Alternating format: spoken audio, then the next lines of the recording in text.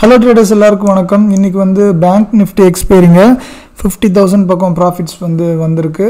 இன்றைக்கி மார்னிங் வந்து நான் கொஞ்சம் சைட்வேஸ் டு பேரிஷாக இருக்கும் அப்படிங்கிற மாதிரி நினச்சிருந்தேன். ஆனால் பயங்கர புல்லிஷ் ஆயிடுச்சு. என்னோடய அனலிசிஸ் படி நிஃப்டி வந்து சைட்வேஸ் டு பேரிஷாக இருக்கிற மாதிரி நான் வந்து அனலைஸ் பண்ணியிருந்தேன். அதனால் பேங்க் நிஃப்டியும் அப்படி தான் இருக்கும் அப்படின்னு நினச்சிருந்தேங்க. ஸோ ஆனால் இன்றைக்கி வந்து ரொம்ப டோட்டலி ஆப்போசிட்டாக இருந்துச்சு.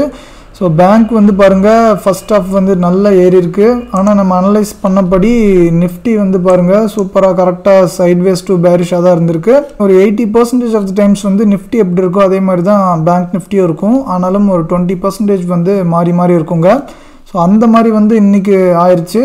ஸோ நிஃப்டி ஃபஸ்ட் ஆஃப் ஃபுல்லாக இறங்கிட்டு இருந்துச்சு. பேங்க் வந்து பயங்கரமாக ஏறிட்டே இருந்துச்சு. நல்ல வேலை. ஆனாலும் நான் மார்னிங் வந்து ஷார்ட் ட்ரேட் வந்து அட்டெம்ப்ட் பண்ணலை. கொஞ்சம் வெயிட் பண்ணிகிட்டு இருந்தேன். அதுக்கப்புறம் இல்லை பேங்க் வந்து லாங்காக மாறப்போகுது அப்படிங்கிற மாதிரி புரிஞ்சுக்கிட்டு ஷார்ட் பண்ணாமல் லாங்கே போயிட்டேன். அதை எப்படி டிசைட் பண்ணேன்னா, ஃபஸ்ட்டு இந்த 47,500 வந்து ஒரு நல்ல ரெசிஸ்டன்ஸாக இருந்துச்சு. அது வந்து நேற்று சூப்பராக பிரேக் ஆயிடுச்சு. ஆஃப்டர்நூன் செஷனில் 12:45 மேலே அங்கேருந்து பிரேக் அவுட் ஆகிருக்கு பாருங்கள்.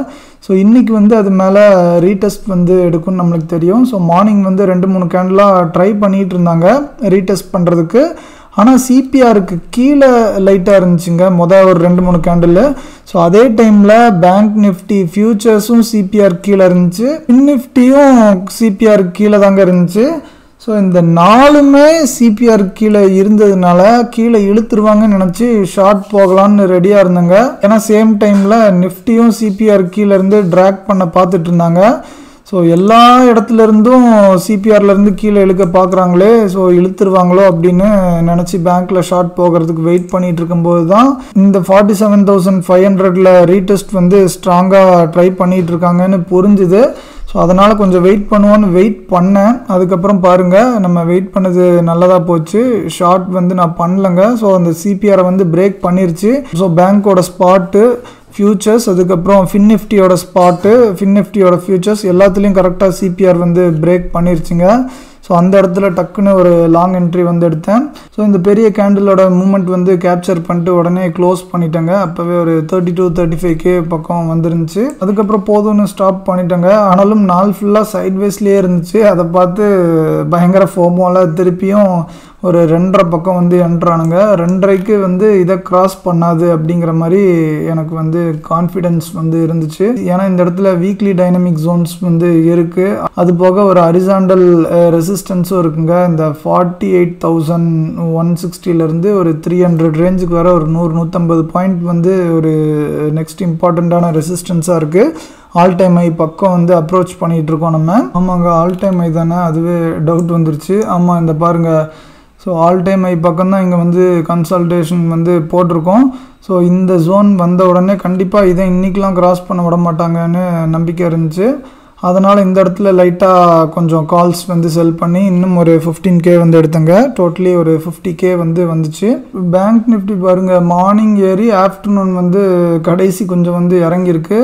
ஆனால் நிஃப்டி வந்து பாருங்கள் மார்னிங் ஃபுல்லாக இறங்கிட்டு ஆஃப்டர்நூன் ஃபுல்லாக செம்மையாக ஏறி இருக்குங்க. இன்றைக்கி ஏறினதுக்கு முக்கிய காரணம் வந்து ஐடி தான். அதாவது ஆஃப்டர்நூன் ஏறினதுக்கு. ஆனால் ஐடி வந்து ஆல்ரெடி கடந்த சில நாட்களாக ஒழுங்காகவே பெர்ஃபார்மே பண்ணலை. இந்த இடத்துல வந்து ஒரு பிரேக் அவுட் வந்து ஆச்சு. பிரேக் அவுட் ஆகி இன்னொரு இம்பார்ட்டன்ட் ரெசிஸ்டன்ஸையும் கடந்து போச்சு. நல்ல பிரேக் அவுட்டுன்னு நினச்சேன். ஸோ ஆல் டைம் ஐ வந்து இந்த இடத்துல இருக்குங்க. ஸோ இங்கே வர ரீச் ஆகிட்டு இங்கே கன்சல்டேஷன் வந்து போட்டுட்ருப்பாங்கன்னு தான் என்னோடய வியூ வந்து இருந்துச்சு. ஆனால் பிரேக் அவுட் ஆகி அதுக்குள்ளேயே இந்த இடத்துலையே ஒரு கன்சல்டேஷன் வந்து போட்டுருந்துச்சு. சரி கண்டிப்பாக மேலே போகும்னு தான் நம்பியிருந்தேன், ஏன்னா மார்க்கெட் ஸ்ட்ராங்காக இருக்கிறதுனால. ஆனாலும் ஈஸியாக உடச்சிட்டானுங்க. ஸோ இந்த இஎம்ஐஸையும் 20 இஎம்ஐயில் வந்து ரொம்ப நாள் ஸ்ட்ரகிள் பண்ணிகிட்டு இருந்துச்சு பாருங்கள். இந்த இடத்துல தேய்ச்சிட்டே இருந்திருக்காங்க 2-3 வீக்ஸாக. அப்புறம் அது பிரேக் ஆனால் யூஸ்வலி 50 இஎம்ஐ வந்து கண்டிப்பாக டார்கெட் வந்து ரீச் ஆகுன்னு நம்மளுக்கு தெரியும். இன்றைக்கி இன்ட்ராடேயில் 50 இஎம்ஐவையும் பிரேக் பண்ணி நல்லா உள்ளே போயிருந்துச்சு. ஸோ அதுக்கப்புறம் தான் கேண்டில் க்ளோஸ் வந்து மேலே தான் வைக்கணும்னு புல்ஸ் பயங்கரமாக என்ட்ரு ஆகிட்டாங்க. ஸோ கேண்டில் க்ளோஸ் வந்து பாருங்கள் எந்த அளவுக்கு ஸ்ட்ராங்காக இருக்குன்னு. இங்கே வர போனது அப்புறம் ஃபுல்லாக எடுத்து மேலே கொண்டு வந்திருக்காங்க. 50 இஎம்ஐ வந்து சப்போர்ட் சூப்பராக மெயின்டைன் பண்ணியிருக்காங்க. அது போக அந்த இடத்துல மந்த்லி பிபி டைனமிக் ஜோன்ஸும் இருக்குது. இந்த மாதிரி பிரேக் ஆகி அதுக்கப்புறம் ஃபுல்லாக மேலே ஏற்றுனோன்னா ஸோ புல்ஸ் நாங்கள் இன்னும் கொஞ்சம் உயிரோடு தான் இருக்கோம் அப்படின்னு காட்ட ட்ரை பண்ணுறாங்க. ஆனால் அதுக்குன்னு இப்படியே பயங்கரமாக ஏறுமானா ஏறிட்டேலாம் போகாதுங்க. ஃபஸ்ட்டு 20 EMA ரீச் ஆகும், அப்புறம் 20க்கும் 50க்கும் நடுவில் ஒரு ஸ்ட்ரகிள் வந்து தான் அப்புறம் மேலே உடைக்க போதா கீழே உடைக்க போதான்னு நம்மளுக்கு வந்து தெரியும். அதனால் இன்னும் எப்படியும் ஒரு 2-3 நாளைக்கு கொஞ்சம் சைட் வேஸ்ட் புல்லிஷாக தாங்க இருப்போம். ஏன்னா பேங்க்ஸ் ஆல்ரெடி நல்லா ஸ்ட்ராங்காக இருக்குது. நிஃப்டியால் தான் ரொம்ப ட்ராக் ஆகிட்டு இருந்தோம். ரிலையன்ஸ் இண்டஸ்ட்ரீஸ் வந்து ஓகே, அவன் வந்து ஒரு மாதிரி சைட் வேஸ்லேயே போயிட்டு இருக்கான். அவனை இப்போதைக்கு கணக்கில் சேர்த்துக்க வேணாம். இந்த ஐடி வந்து சப்போர்ட் பண்ணாமல் தான் கொஞ்சம் நிஃப்டி வந்து ட்ராக் ஆகிட்டு இருந்துச்சு. ஸோ இப்போ அட்லீஸ்ட் இந்த 20 EMA வர போகிறதுக்கு 1 or 2 days வந்து ஆகும். ஸோ நெக்ஸ்ட் 1 or 2 daysக்கு கண்டிப்பாக கொஞ்சம் சைட் வேஸ் டு புல்லிஷாக தாங்க இருக்கும் நிஃப்டி வந்து. பேங்க்கும் கடந்த சில நாளில் ஓவராக ஏறிட்டான். ஸோ இப்போ ஆல் டைம் ஐ பக்கம் வேற வந்துட்டோம். கண்டிப்பாக திருப்பி நாளைக்கெல்லாம் உடனேலாம் உடைக்காது. ஸோ இதுக்குள்ளே லைட்டாக ஒரு கன்சால்டேஷன் வந்து போட்டுட்டு அப்புறம் தாங்க திருப்பி வந்து உடைக்கும். ஸோ இப்போதைக்கு 47,500 to 400 இந்த ஒரு 100 பாயிண்ட் ஜோன் வந்து செம்ம சப்போர்ட்டாக இருக்குங்க. நெக்ஸ்ட் வீக் எக்ஸ்பைரி வரக்கூட சப்போர்ட்டாக இருக்கலாம் இந்த லெவல் வந்து. பேங்க் நிஃப்டியில் பாருங்கள் 50,831 இருக்குது. ஆனாலும் டோட்டல் பிஎன்எல் வந்து 47,000 வந்து இருக்குங்க. ஸோ நாளைக்கு வந்து இந்த ப்ராஃபிட் வந்து போயிடும். ஸோ இன்னும் 1 லட்ச ரூபா பக்கம் எம்டிஎம் லாஸ் வந்து இருக்குது. ஸோ பரவாயில்ல, இன்றைக்கி மார்னிங் வந்து 1.25 லட்சம் பக்கம் இருந்துச்சு. ஸோ இப்போ வந்து கொஞ்சம் இம்ப்ரூவ் ஆகிருக்கு.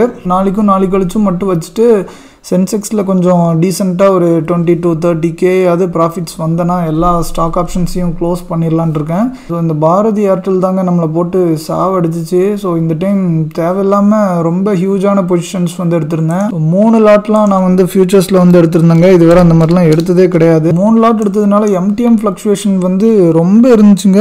என்னால் ஹேண்டிலே பண்ண முடியல. ஸோ ஒரு 38,000 40,000லாம் ப்ராஃபிட்டில் இருந்துச்சு ஒரு ஸ்டேஜில். அதுக்கப்புறம் -30,000 40,000 வந்து போயிட்டு வந்துச்சு. அதுக்கப்புறம் பிரேக் ஈவன் பக்கம் வந்துச்சு. அதுக்கப்புறம் திருப்பி மைனஸில் போச்சு பயங்கரமாக. இந்த இடத்துல ஆன வாலட்டிலிட்டிக்கு வந்து உண்மையிலேயே பயந்து அட்ஜஸ்ட்மெண்ட் வந்து ஸ்டார்ட் பண்ணிட்டேங்க. இந்த இடத்துல எத்தனை டைம் இந்த லெவலில் பிரேக் பண்ணியிருக்காங்கன்னு பாருங்கள். ஸோ பல டைம் வந்து பிரேக் பண்ணாங்க. இந்த 1120 ரேஞ்சில் அந்த ஒரு சப்போர்ட் லெவலை ஒரு 15 டைம் பக்கம் வந்து மாறி பிரேக் பண்ணியிருக்காங்க. ஸோ ஏதோ சம்பவம் நடக்க போதோன்னு பயந்து அட்ஜஸ்ட்மெண்ட்லாம் ஸ்டார்ட் பண்ணதுக்கப்புறம் பாருங்கள் பயங்கரமாக ஏறிட்டே இருக்குங்க. நேற்றும் ஒரு 3.5% பக்கம் ஏறிச்சுன்னு நினைக்கிறேன். இன்றைக்கும் ஒரு 2.25% பக்கம் வந்து ஏறி இருக்கு. அது வந்து நான் அட்ஜஸ்ட்மெண்ட்ஸ் பண்ணாமல் விட்டேன்னா 80,000 to 1 லட்சம் வந்து மினிமம் வந்து ப்ராஃபிட் வந்து இருந்திருக்கும். ஆனால் நான் அட்ஜஸ்ட்மெண்ட் வந்து ஸ்டார்ட் பண்ணதுனால இப்போ ஒரு சின்ன லாஸில் இருக்குது. பரவாயில்ல, 30,000 40,000 பக்கம் லாஸ் இருந்துச்சு. அதுலேருந்து என்னமோ பண்ணி 11,000 பக்கம் வந்து கொண்டு வந்துட்டேன். இது வந்து ஒரு பிரேக் ஈவன் பக்கம் வந்தால் கூட ஓகேங்க, நான் வந்து முடிஞ்ச அளவுக்கு நான் வந்து க்ளோஸ் பண்ணிடுவேன். இதை நான் எதுக்கு சொல்கிறேன்னா, 3 லாட்லாம் ஃப்யூச்சரில் போட்டேன்னா அந்த அளவுக்கு ஃப்ளக்சுவேஷன் வந்து இருக்கதாங்க செய்யும். ஸோ அந்த ஃப்ளக்சுவேஷன் நம்மளால் ஹேண்டில் பண்ண முடியலன்னா கண்டிப்பாக அந்த அளவுக்கு நம்ம வந்து போடவே கூடாதுங்க லாட் சைஸு. ஆனால் நம்ம வந்து நம்ம அனாலிசிஸ் மேலே ஓவர் கான்ஃபிடென்ட்டாக இருந்து அப்பப்போ அந்த மாதிரி போட்டு தான் விடுவோம். எனக்கு மட்டும் இல்லை, எல்லாருக்குமே ஆகும். நீங்கள் உங்கள் ட்ரேட் மேலே எவ்வளோ தான் கான்ஃபிடென்ட்டாக இருந்தாலும் அந்த எம்டிஎம்மை ஹேண்டில் பண்ணுற தைரியம் வந்து உங்களுக்கு இல்லைன்னா தயவு செஞ்சு அந்த பொசிஷன் சைசிங் வந்து பார்த்து பண்ணுங்கள். இது எனக்கு ஒரு பாடம். இதை கொஞ்சம் கொஞ்சமாக கற்றுட்டு தான் இருக்கேன். ஸோ இந்த மந்த் வந்து இன்னும் ரொம்பவே கற்றுக்கிட்டேன். அதனால் முடிஞ்ச அளவுக்கு நீ 1 லாட்டுக்கு மேலெலாம் போட வேணாம்னு நினைக்கிறேன் ஃபியூச்சர்ஸ்லாம். ஸோ நிறைய லாட்ஸ் வந்து போடணும்னு நினச்சிங்கன்னா அந்த எம்டிஎம்மை பார்த்து எமோஷ்னலி நீங்கள் வந்து டிஸ்டர்ப் ஆகாமல் இருப்பீங்கன்னா ஓகேங்க, சத்தியமாக போடலாம்.